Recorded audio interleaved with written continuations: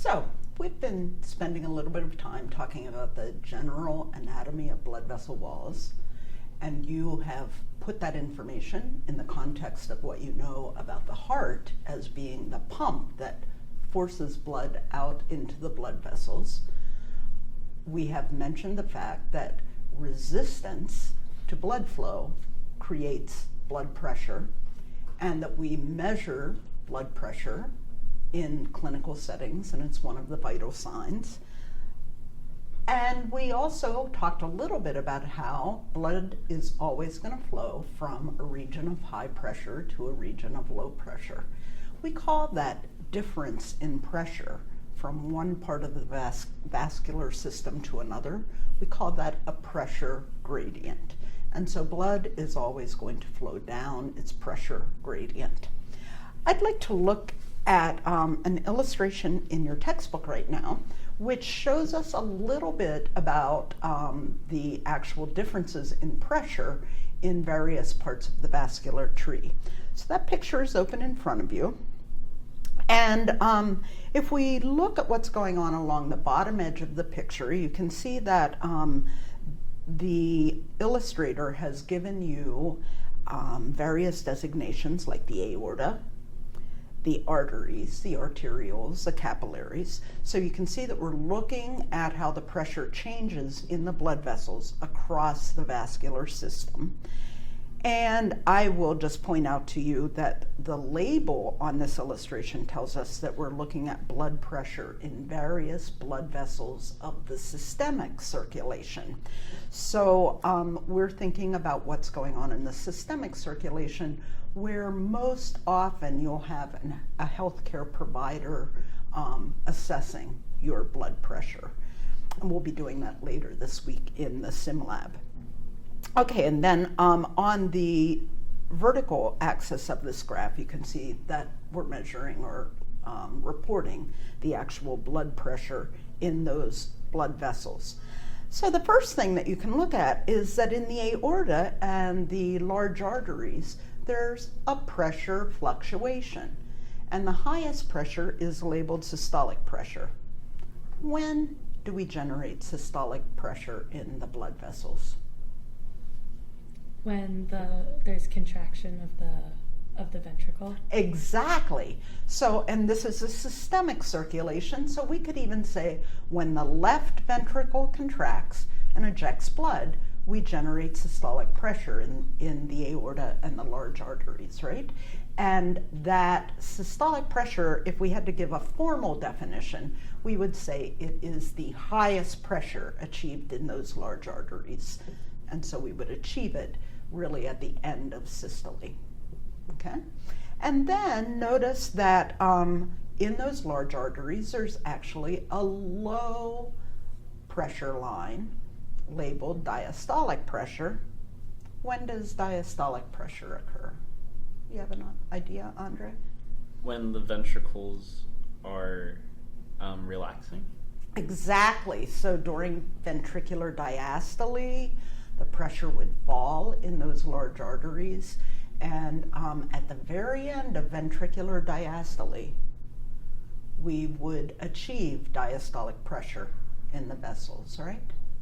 So what's actually happening during ventricular diastole that allows the aorta and the large arteries, those large elastic arteries, to go from this distended place where they're experiencing a high pressure to less distended diastolic pressure?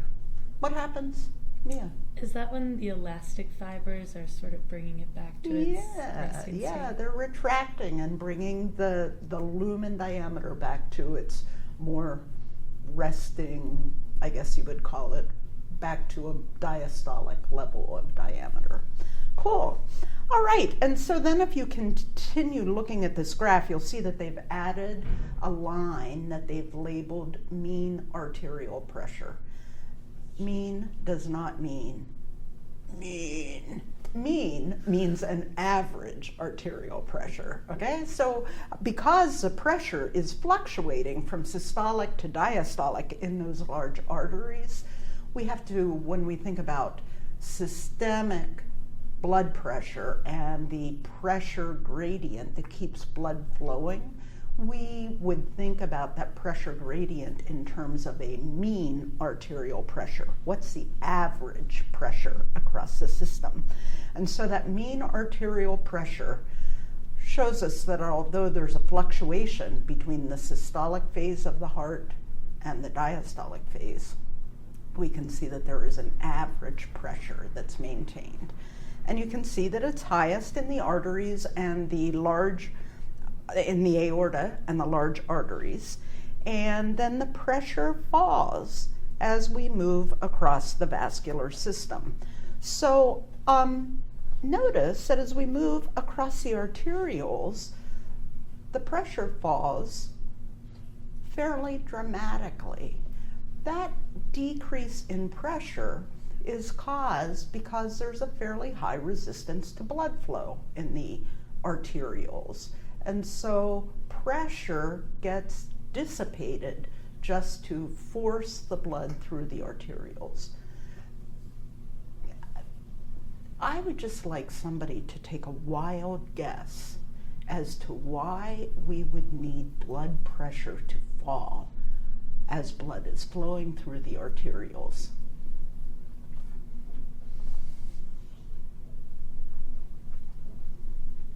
Is this a wild guess? It might be a little wild. Okay.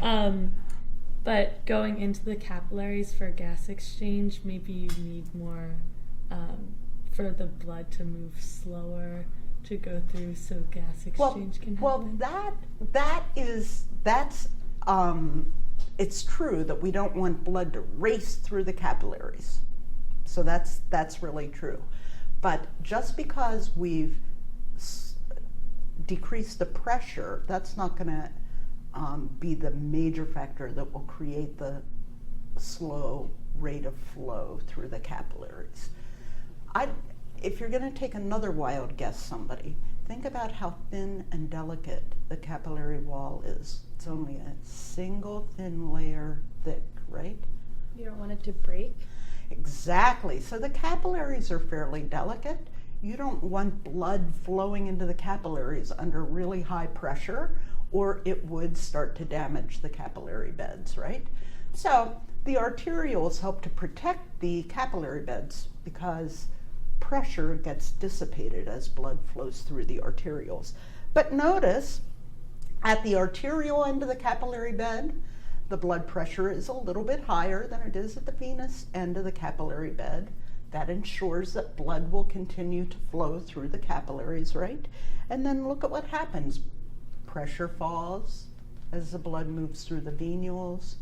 It falls even further in the veins.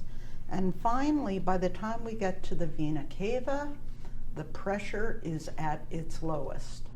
Yeah. Dr. Scanga, if the pressure is so low in these vessels, how does the blood get back to the heart? Oh, that's a really good question. It's like we count on pressure being high enough to keep blood flowing through the heart, or flowing through the blood vessels back to the heart. And actually there's a big structural modification in veins that will help to keep blood flowing. And then there are some other just physiology things that go on that help keep blood flowing. So thinking first about structure, in the veins that are in the extremities, legs, arms, there are venous valves. And the valves are similar in structure to the semilunar valves in the heart. What happens, we can turn to a picture and take a look at a venous valve, which what happens is that when blood moves past a venous valve, it's prevented from flowing backward, because when it attempts to flow backward, the valve closes and prevents the backflow. So the other features in the venous system that will keep blood flowing even though pressure is low is that skeletal muscles, when they contract, skeletal muscles bulge. And when they bulge, they push on the outsides of the veins, and that helps to push the blood toward the heart. When the skeletal muscle relaxes, if blood tries to flow backwards, the venous valves close and prevent the backflow. And so we can gradually push blood through the venous system, even though pressure in the veins themselves is pretty low. Also, I know you never think about this, but when you inhale, pressure in your thoracic cavity falls. And that helps to also draw blood back to the heart through those biggest veins in the thoracic cavity. So that was a really good question. And now I think you have a really good understanding of how blood maintains its flow through the circulation.